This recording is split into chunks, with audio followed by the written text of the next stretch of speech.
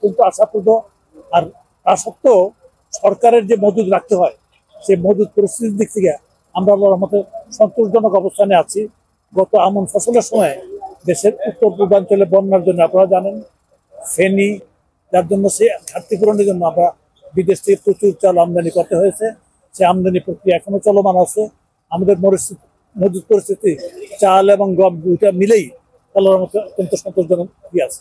তার মধ্যে আল্লাহ যদি সব দিকে মেহরবানি করেন সেক্ষেত্রে আমাদের বড় ফসল যদি উঠে যায় একেবারেই পরিপূর্ণ নিরাপদ হয়ে যাবে। বাকি দেশের বাকি অঞ্চলের বড় অতটা ফ্লাড নির্ভর যতটা।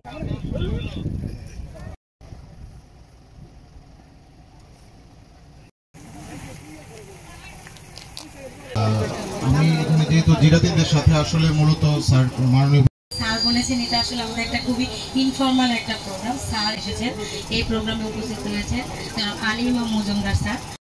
হাওড়া স্যার সাধারণত এই চাষাবাদটা স্যার হয় না স্যার। প্রোগ্রাম আসছে যে আমরা খুবই গর্বিত, আমাদের কষ্ট শোনার জন্য দেখার জন্য আমাদের কাছে উপস্থিত হয়েছেন, আমরা গর্বিত।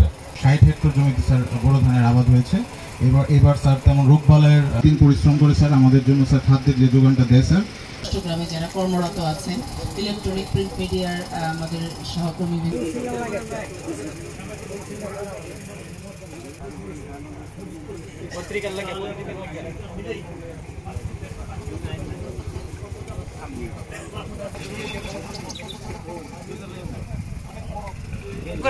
না ভাই খেল আছে কালকে তো